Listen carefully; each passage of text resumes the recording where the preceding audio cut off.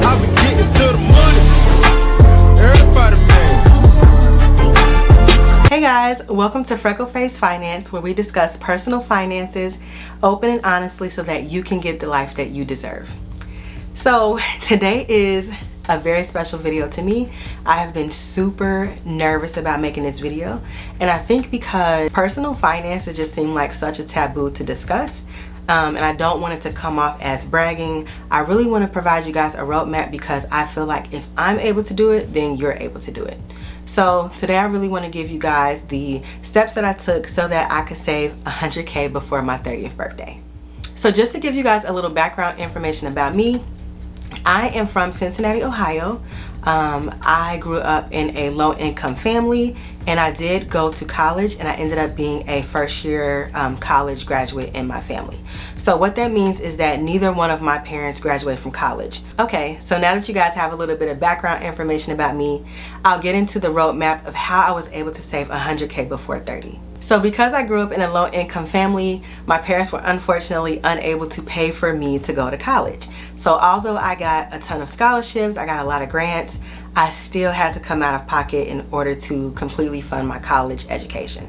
So I had to take out a couple of student loans. With that being said, although I took out student loans, I literally took out the bare minimum in order for me to graduate. So because that I did that, I actually graduated with $24,000 in debt. But I know that may sound like a large number, but it's actually lower than the national average, which I believe is about $30,000. So I ended up taking out the least amount of debt, and I came out owing less than the national average. So once I graduated from undergrad, I literally was so used to living on like the bare minimum in order to get by. I pretty much kept that same standard of living once I graduated. Although it wasn't like I really had a choice because I was so broke when I graduated. I just pretty much was just used to like not having a lot. So I kept my debt really low.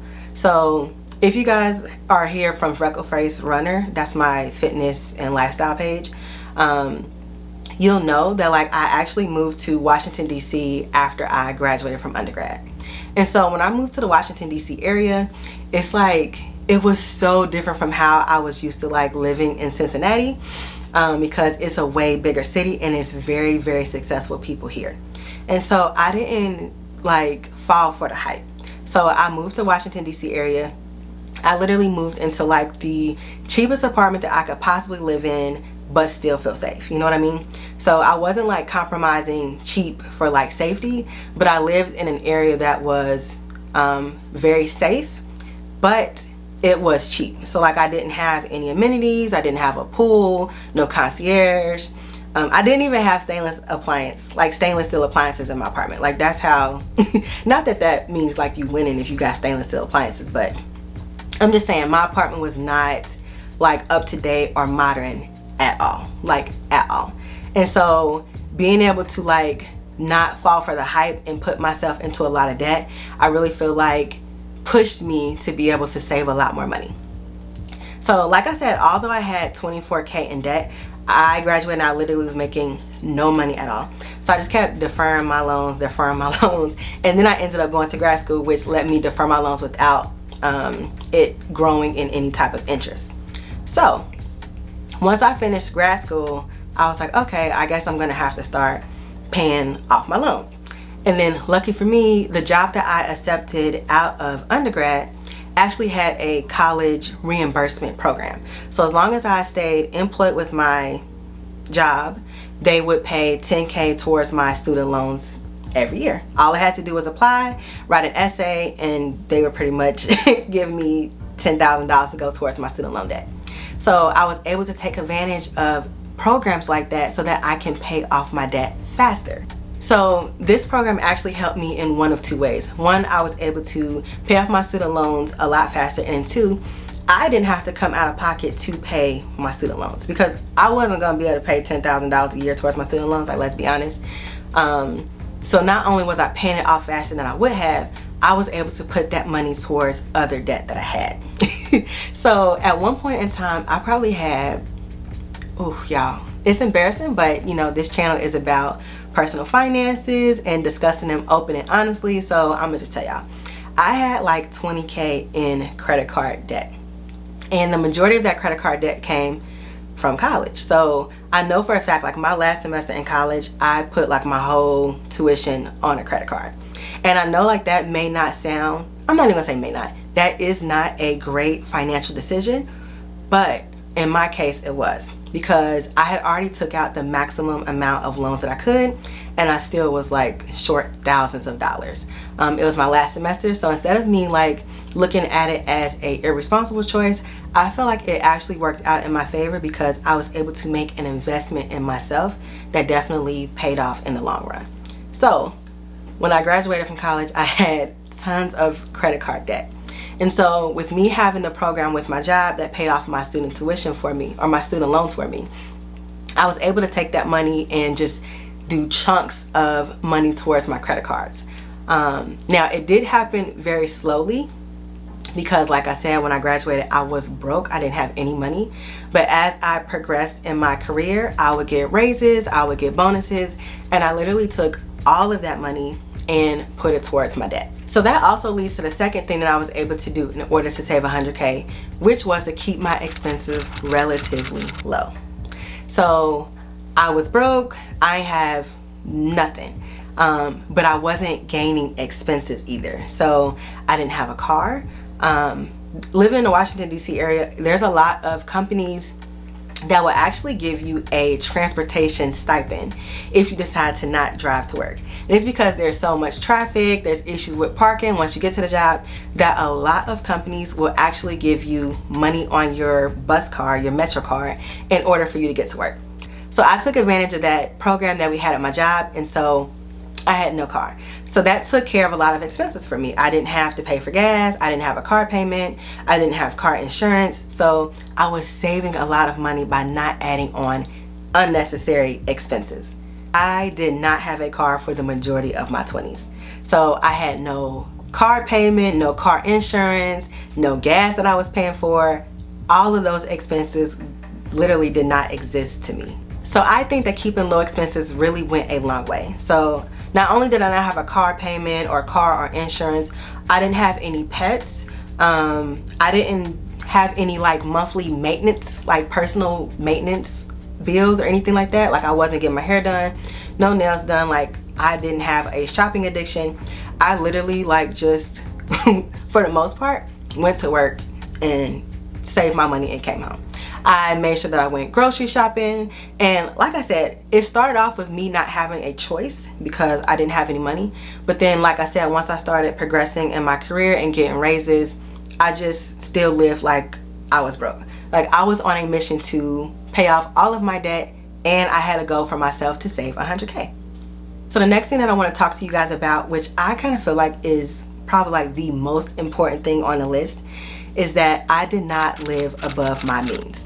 Which means I just had to say no. I had to say no to a lot of stuff, y'all. So although I did have fun, it's not like I just, you know, I was just a hermit. Like I was in my 20s.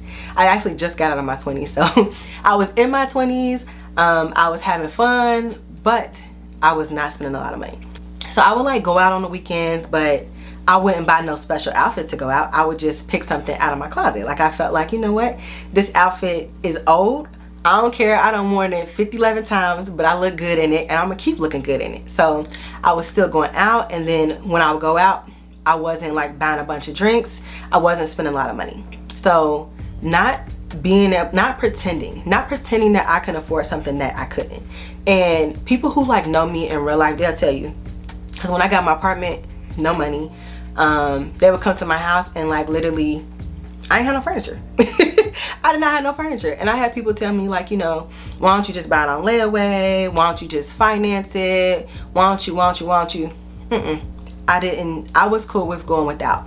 And if people ask me to like go to brunch or like go out to lunches or dinner or something like that, I had no issue with saying no. Like I had no issue with saying no. So I think a lot of people have this thing where they just can't say no, or they're trying to impress someone, or they're trying to fit in.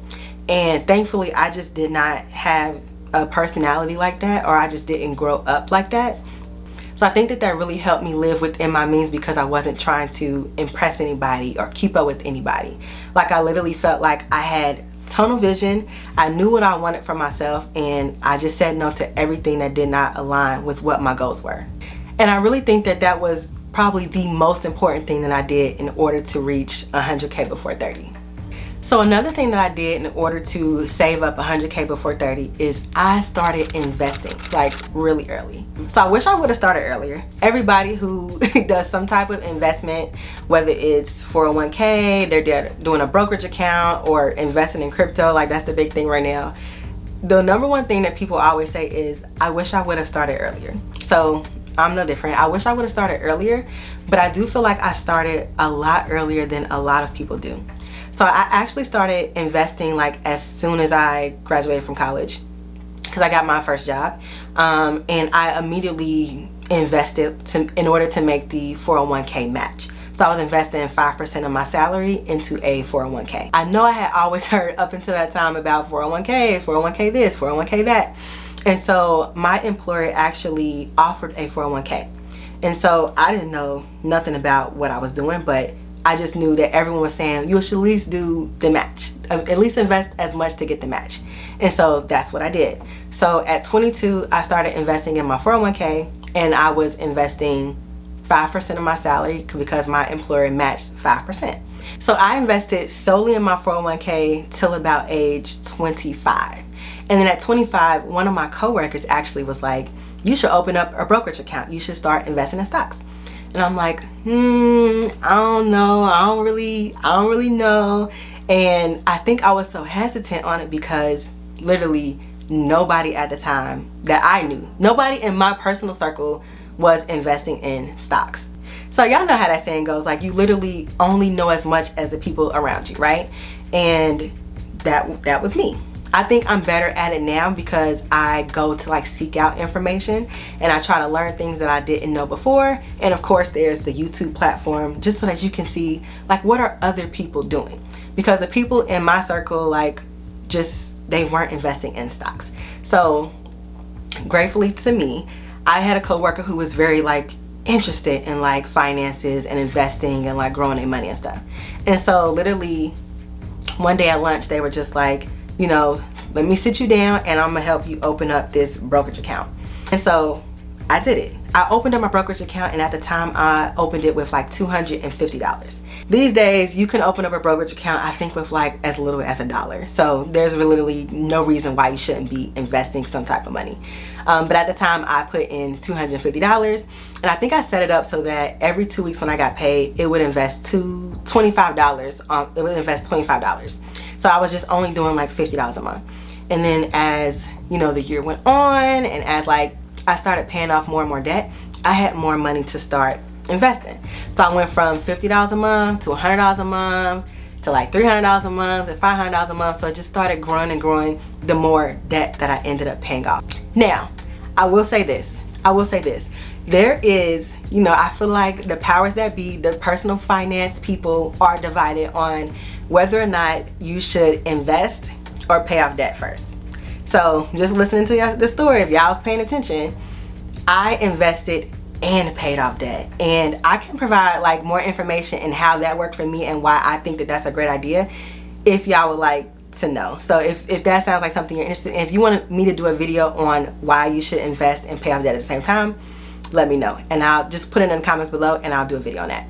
But I was investing and paying off debt, and I just highly recommend that for everybody. If you're like on a debate and you don't know what to do, invest and pay off debt at the same time. So all in the later part of my 20s, so like starting at 25, 26, 27, 28, 29, I was investing. And so just to give y'all like a little glimpse of like how successful investing was for me, is that in 2018 I purchased a stock called Twilo. I don't even know if y'all even heard of it. Like it's not like a Amazon or like a Bed Bath & Beyond, but Twilo is, or Twilio, I don't even know how to pronounce it, but I'll put it on the screen. It is a cloud-based company, and in 2018 I bought Twilo for $80, okay? And in 2020 that stock, I believe, reached, I want to say $400. That stock reached $400, and I bought that stock at $80. So that was a big winner for me. And then in 2020, I started investing in crypto. So, I mean, I would say definitely investments played a huge part in me being able to save 100K before 30. Okay, y'all, so the last thing I'm going to talk about on what I did in order to reach 100K before 30 is I always had a second stream of income.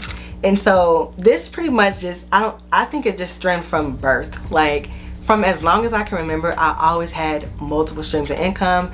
I think having one job makes me super nervous, and I just don't like to function like that. I feel like I'm a very high achiever. I'm very productive. I always feel like I need to be doing something. And so I don't like dead time. Like, I legit went back to grad school because I was bored. My job paid for it, so I didn't have to pay for my grad school, but I like legit went because I moved to a different area and I thought that going to grad school would help me meet friends, and I needed something to do with my time. So I have always had a second job. So when I moved to DC, that was no different. I prefer my second jobs to be something relatively easy. Like, if I have to sit and like think a lot, I'm not gonna do it. Because I feel like the first job is already stressful enough. Like, that's what brings in the bacon. And then I feel like the second job is like your investment money. Or if you're lucky enough that your first job covers, you know, all of your bills, then your second job can be your investment money. But when I started out, my second job, I used it to pay off my debt faster. And then once I paid off my debt, I used my second job as investment opportunities. Now that can either be investing in a second skill, like you want to get some other type of education, or you're investing in camera equipment because you want to start a YouTube channel, or investing in brokerage accounts. Like, investment can be whatever you feel like you want it to be for yourself. But in my particular case, my part-time job was to pay off debt, and then once I paid off that debt, I started investing in my brokerage account. You don't want to just blindly go into making investments. You want to actually like research it, and you want to find out about the company. Like, I just love learning. So if you're gonna take this advice for this video, I recommend that if you're gonna get a second job or some type of part-time job, that you be strategic with it, okay? So let your part-time job be some type of job that's gonna let you build additional skills, okay? For example, let it be a job that's gonna help you build an additional skill that's gonna help you make more money in the long run. Yes, you can get a part-time job at Joann's or at, you know, Forever 21 or whatever, any type of retail. Unless you're spending a lot of money in retail, which I don't feel like that builds wealth, but let's say that you are, the discount that you're gonna get is not really gonna be that beneficial to you. So instead of picking a job that's not really gonna benefit you, or it's gonna, you know, tempt you to spend more money, I recommend that you get a part-time job that's gonna help you build skill.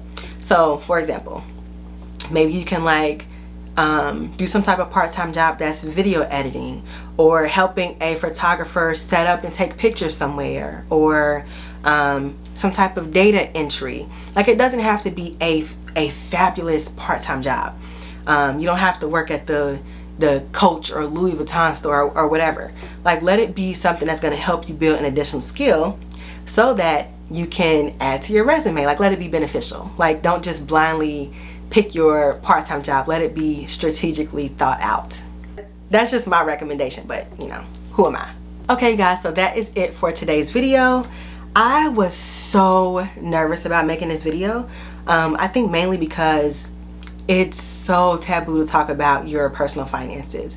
And I definitely feel like it shouldn't be. Like, it definitely should not be. I think that people should be more open to talking about personal finances and putting other people on. So if you enjoyed this video or found it remotely helpful, please make sure to hit the thumbs up. And if you'd like to continue the discussion, please leave me a comment down below. I hope that you consider subscribing to my channel and hit the notification bell so that you can be notified when I make future content. I would love to continue this conversation, and I will see you guys in the next video. Thanks. Bye.